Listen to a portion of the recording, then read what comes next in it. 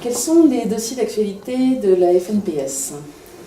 Au jour d'aujourd'hui, la FNPS est très attentive à la remise du rapport de la mission qui a été confiée au début de l'année par le gouvernement à un groupe d'experts sur la distribution de la presse. C'est une mission qui doit rendre son rapport avant l'été.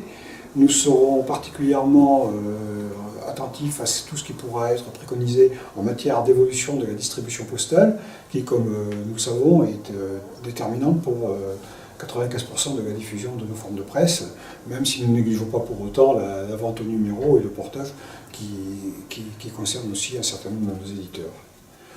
Parallèlement à cette activité, ou plutôt en élargissant un peu, nous sommes aussi préoccupés par les perspectives européennes en ce qui concerne la réglementation sur la protection des données personnelles et la qualification des fichiers. C'est un sujet qui touche aux libertés publiques, qui est très sensible et sur lequel les positions parfois maximalistes à la fois du Parlement et du Conseil des ministres européens pourraient conduire à une réglementation trop restrictive et qui pourrait, notamment je pense à ce qui s'appelle le consentement préalable, être extrêmement nuisible au développement de nos entreprises et notamment de la conquête du lectorat par les abonnements.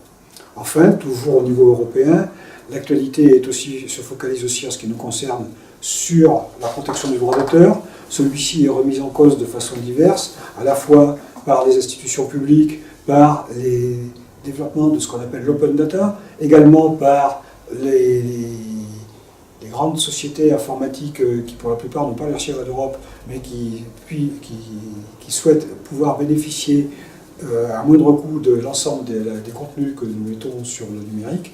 Et là encore, nous souhaitons que la législation, au niveau européen comme au niveau français, garantisse une juste rémunération de la production de contenu par les auteurs et par les éditeurs. La TVA à 2,10 sur le numérique, c'est une véritable avancée pour la presse en ligne. La TVA sur le numérique à 2,10, c'est une victoire de la part des organisations professionnelles au terme de plusieurs années de lobbying intense auprès des pouvoirs publics français. Il y avait eu un signe positif avec l'attribution de la TVA à taux réduit pour le livre. La presse attendait une décision favorable, elle l'a obtenue, nous ne pouvons que nous en féliciter. Bien entendu, malgré tout, nous restons très attentifs aussi à ces modalités d'application de la part des pouvoirs publics, car nous souhaitons que cette application se fasse de façon non discriminante.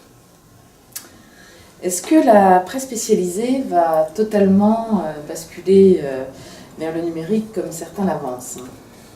C'est sûr que ça fait partie de la doxa d'un certain nombre de responsables, et notamment des hommes politiques, d'expliquer que la presse numérique est l'avenir quasi unique de la presse. Nous ne partageons absolument pas cette opinion, dans la mesure où nous pouvons constater que, encore aujourd'hui, la grande majorité de nos lecteurs est très attachée à la presse imprimée.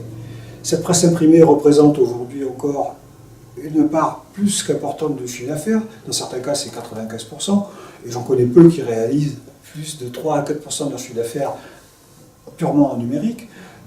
De cette manière-là, le développement du numérique aujourd'hui nécessite des investissements suffisamment importants pour qu'on ne puisse pas abandonner le papier qui reste la source de revenus essentielle. Et encore une fois, au niveau comportemental, une forte demande de la part de nos lecteurs. La presse spécialisée bénéficie du Fonds stratégique pour le développement de la presse en ligne. Oui, tout à fait, mais les pouvoirs publics ont annoncé que l'accès au Fonds de développement stratégique de la presse en ligne se terminerait pour la presse spécialisée à la fin 2015.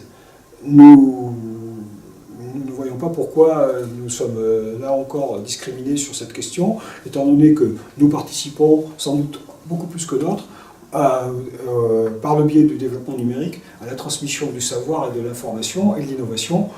Et nous ferons tout pour essayer d'obtenir de la part du gouvernement une décision plus favorable en ce qui concerne l'après 2015 dans le domaine du numérique. Je crois que ça correspond à ce que veulent les pouvoirs publics, qui souhaitent effectivement